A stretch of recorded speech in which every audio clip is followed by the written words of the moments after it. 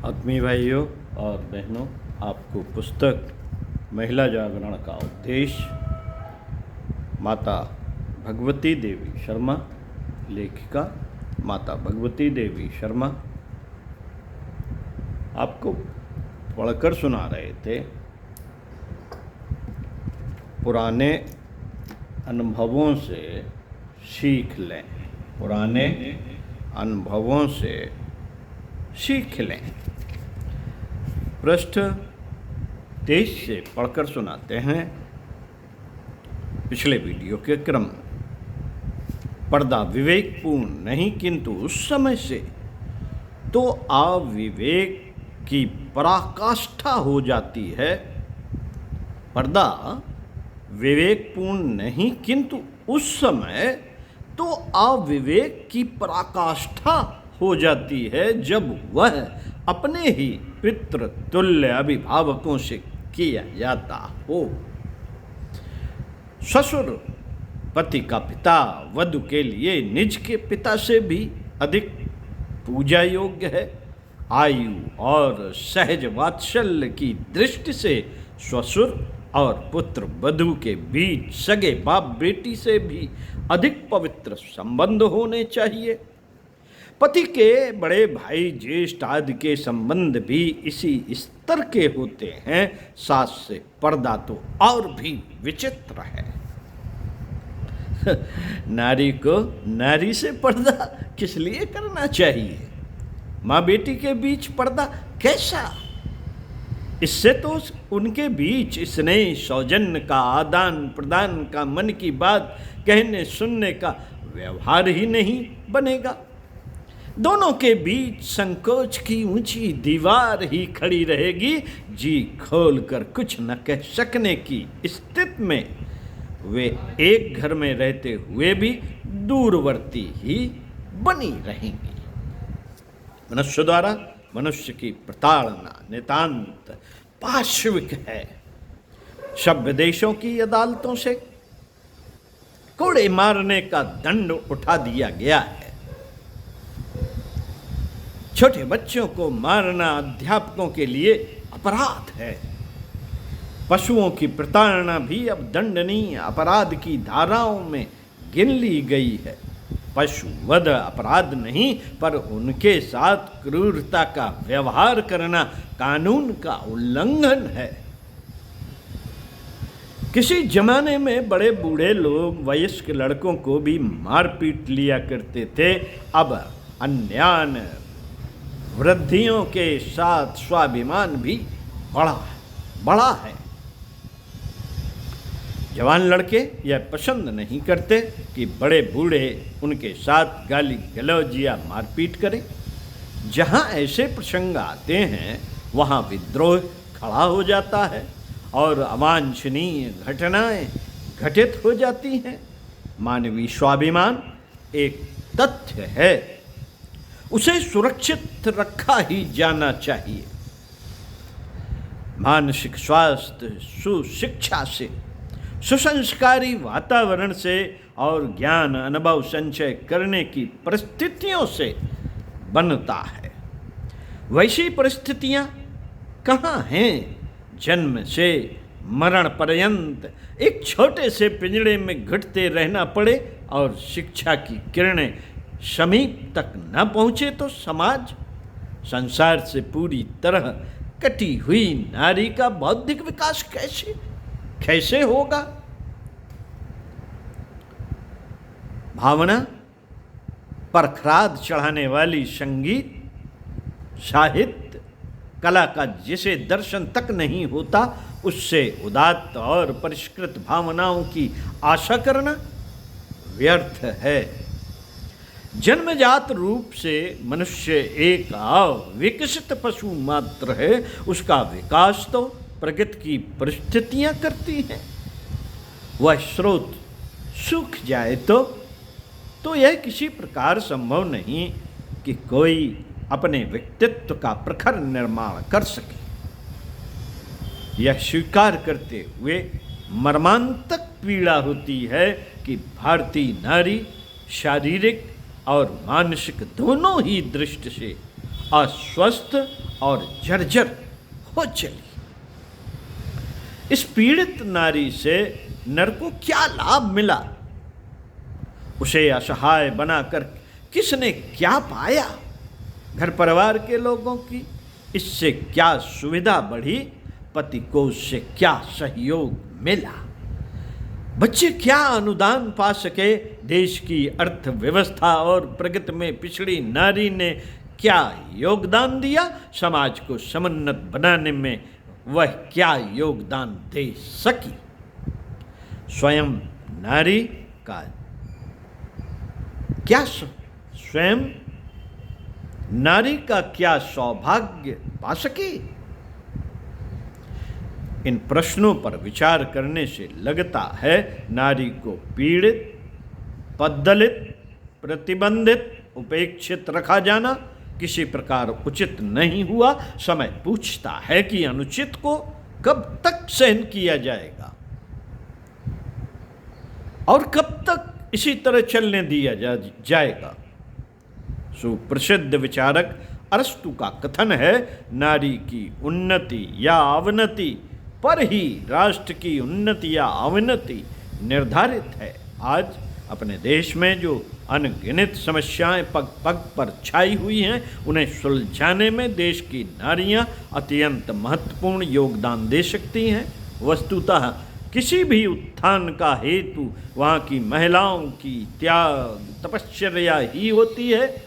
आज जनसंख्या वृद्धि की समस्या सुरसा के मुख की भांति निरंतर बढ़ती चली जा रही है। न केवल परिवार के लिए अपितु समाज, राष्ट्र और विश्व के लिए भी यह एक भयंकर सिरदर्द बनी हुई है। निवास, महंगाई, रोजगारी आदि अनेक समस्याओं का मूल कारण इन दिनों देश में खतरे के मूल बिंदु तक पहुंची हुई जनसंख्या ही है।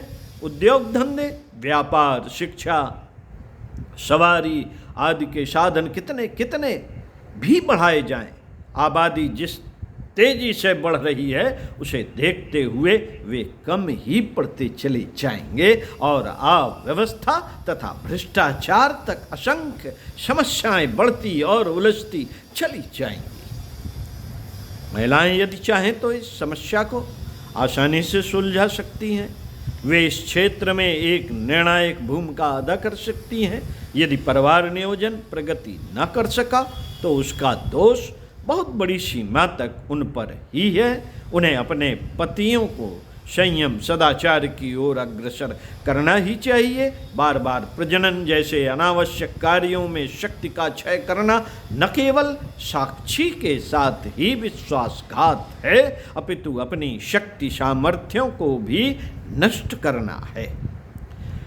मित्रों, युग की मांग है कि जनसंख्या वृद्धि को रोकने के लिए स्त्रियां उसी प्रकार तात्कालिक कदम उठाएं जिस प्रकार घर में आग लग जाने पर उठाए जाते हैं। परंतु इससे पूर्व यह आवश्यक है कि स्त्रियां स्वयं को रमणी, कामनी और पुरुष की भोग्य सामग्री समझना छोड़ दें। वे परिवार, समाज और राष्ट्र के निर्माण में अपनी सत्ता की महत्ता की अनुभूति करें। दूसरे, वे मातृत्व शब्द की गरिमा को समझें। आज की परिस्थितियों को देखते हुए बच्चे उत्पन्न करते जाना कोई बुद्धिमत्ता की निशानी नहीं। कुकर शुकर की भांत अधाधुंध बच्चे पैदा करने में गौरव नहीं, उसी का मातृत्व धन है जो राष्ट्र को भरत जैसे सुशासक दे पाए, अर्जुन जैसे योद्धा दे पाए, गांधी जैसे कर्णधार दे पाए। प्रत्येक स्त्री को यह संकल्प लेना ही चाहिए। प्रत्येक स्त्री को यह संकल्प लेना ही चाहिए कि वह चाहे एक ही बच्चा उत्पन्न करेगी, परंतु उसे ऐसा सद्गुणी सुसंस्कारवान बनाएगी कि वह देश के लिए गौरव सिद्ध हो सके। आज सर्वत्र भ्रष्टाचार और रिश्वतखोरी फैली हुई दिखाई पड़ती है।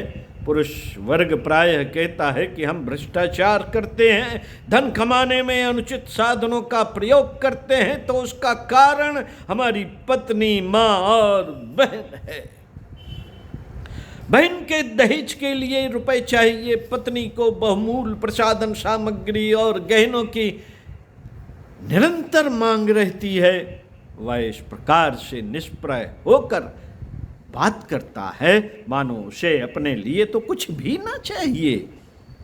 जो भी वह करता है वह ऐसे अनुचित दबावों के कारण करता है। मित्रों, यदि माँ, बहन और पत्नी चाहें तो वे भ्रष्टाचार को समूल नष्ट कर सकती हैं। जब वे अपने अपने परिवारों को सुधारेंगी तो समाज तो निश्चित रूप से ही सुधर जाएगा। वे संकल्प करें कि हम आभूषण नहीं पहनेंगी, वे संकल्प करें कि आभूषण नहीं पहन सकेंगी, सिनेमा नहीं जा सकेंगी तो कोई हानि नहीं, परंतु घर में पाप का पैसा ना आने देंगी। सत्य, ईमानदारी और न्याय की कमाई ही ग्रहण करेंगी। इसके लिए सत्याग्रह, आंदोलन और असहयोग जैसे हथियार काम में लाए जा सकते हैं। साथियों, इसी क्रम को आगे बढ़ाते हुए अगले वीडियो में नहीं, अभी पढ़ते हैं क्योंकि टाइम है अभी। मित्रों, भ्रष्टाचार को बढ़ावा देने में सबसे बड़ा हाथ है दहेज प्रथा का। मध्यम वर्गीय गृहस्थ को एक कन्या के विवाह में 50-60 हजार रुपया लगाना ही होता है। इस महंगाई के जमाने में परिवार का भरण पोषण ही कठिनाई से होता है तो वह इतना रुपया कैसे जुटाए। इसके लिए चोरी, रिश्वत, भ्रष्टाचार इत्यादि सभी उचित अनुचित तरीके अपनाए जाते हैं। खून का घूंट पीकर तो जब रह जाना पड़ता है जब शिक्षित कन्याएं भी माता पिता के इस कार्य का विरोध नहीं करती। अपने तनिक से वैवाहिक सुख के लिए वे वर पक्ष द्वारा माता पिता पर किया जाने वाला अत्याचार चुपचाप सह लेती हैं। लगता है आज उसका नारीत्व, उसका स्वाभिमान मर गया है, वह कीड़क मात्र बनी हुई है। तभी तो आवश्यक कूड़े कबाड़ी की भांत 50-60 हजार देकर उसे घर से बाहर निकलवा दिया जाता है और वह चुपचाप देखती रहती है। उसके विरुद्ध एक शब्द भी नहीं बोलती, एक शब्द भी नहीं बोलती। क्यों नहीं? वह सिंघनी की भांत तड़क कर यह कह देती कि यदि ससम्मान बिना मोल भाव किए गृह लक्ष्मी की भांत उसका स्वागत किया जाएगा तो विवाह करेगी, अन्यथा आजीवन कुंवारी रहेगी। किसी भी कार्य के लिए महदुद्देश्य के लिए बलिदान देना ही होता है। यदि कन्याएं यह साहस दिखाएं, अपने वैवाहिक सुखों को लात मारकर दृढ़ निश्चय पर अड़ी रहें, तो एक ना एक दिन पुरुष वर्ग स्वयं इनके चरणों को अभ्यर्थना करेगा। आवश्यकता ऐसी बहादुर नारियों की है जो अपने व्यक्तिगत सुख सुविधाओं को लात मारकर साहस भरे अनुकरणीय उदाहरण प्रस्तुत कर सके। स्वार्थपरता और अहमन्यता की अब अति हो चली। पुरुष ने अपने पौरुष के मद में जो कुछ भी किया उसके नज़ारे सर्वत्र देखने को मिल रहे हैं। विज्ञान, उद्योग आदि क्षेत्रों में उसने भले ही उन्नत कर ली हो, परंतु भाव क्षेत्र में नितांत विकृत हो गया। नीति, न्याय, सदाचार, सचरित्रता आज स्वप्न मात्र बनकर रह गए। जब तक भाव क्षेत्र को सुधारा न जाएगा तब तक किसी भी दिशा में की गई उन्नत व्यर्थ सी ही है। भाव और चरित्र की दृष्टि से नारी वर्ग पुरुष वर्ग से बहुत ऊंचा है। गांधी जी ने भी कहा है, स्त्री और पुरुष में चरित्र की दृष्टि से स्त्री का आसन ज्यादा ऊंचा है, क्योंकि आज भी वह त्याग, मूक तपस्या, नम्रता, श्रद्धा और ज्ञान की मूर्ति है। पुरुष भले ही अहंकार पूर्वक यह मान ले कि स्त्री की अपेक्षा उसका ज्ञान अधिक ऊंचा है, लेकिन अक्सर उसकी स्वाभाविक सूझ पुरुष के इस ज्ञान से सदा सिद्ध हुई है। राम के पहले सीता और कृष्ण के पहले राधा नाम का उल्लेख स्त्री चरित्र की प्रबलता का परिचायक है। हम बार बार कह चुके हैं कि नवयुग का नेतृत्व नारियां ही करेंगी, परंतु उससे पूर्व उन्हें अपनी पात्रता सिद्ध करनी है, अपनी शक्ति सामर्थ्यों का परिचय देना है। मजबूत कंधे ही भार वहन करने में समर्थ हो सकते हैं। यूं अपने देश में शिक्षित नारियों की संख्या बढ़ती ही जा रही है, पर उनमें से कुछ भी ऐसी निकलती हैं जो अपने वर्ग की दयनीय दुर्दशा के लिए बहादुरों जैसी चिंतन प्रक्रिया अपनाएं। विवाह की इच्छा स्वाभाविक है, पर अपने वर्ग की दुर्दशा मिटाने के लिए सुख को लात में मार देना भी अस्वाभाविक नहीं है। काश इनमें से कुछ के मन में अपने वर्ग के प्रति करुणा भरी टीस जग सकी होती तो निसंदेह वे रूखी सूखी रोटी खाकर अपने निरर्थक जीवन को नारी उत्कर्ष में लगाकर धन्य बना सकती थी। कितनी ही विधवाएं, कितनी ही परित्याक्ताएं हैं जो अपने लिए और अपने परिवारों के लिए भारभूत बनकर जीवन काट रही हैं। यह बहुमूल्य जीवन यदि महिला कल्याण के लिए नियोजित हो सके होते तो परिस्थितियां वैसी न रहेंगी जैसी आज दिख रही हैं। कितनी सुसंपन्न महिलाएं हैं जिनके घर प्रचुर सुविधा साधन हैं, नौकर हैं और जिन्हें बहुत सा समय यूं ही इधर उधर व्यर्थ काटना होता है। उन्होंने यदि शौकिया रूप में भी महिला मंडल का काम संभाला होता तो अनेक को इनका अनुकरण करने की प्रेरणा मिलती। युग की मांग है कि बिना समय गंवाए नारी उत्थान का एक प्रचंड आंदोलन खड़ा किया जाए। नारी जागरण यज्ञ अपने मिशन का एक महत्वपूर्ण कार्यक्रम है। सेवाभावी सुशिक्षित महिलाएं जो अपने वैयक्तिक सुख स्वार्थों की आहुति देकर अर्धवर्यु का सा पुनीत योगदान दे सकें, उनका सहर्ष स्वागत है। पंडित माता भगवती देवी शर्मा आपको अगले वीडियो में पढ़कर सुनाएंगे। स्थिति का सही मूल्यांकन करें। ओम शांति।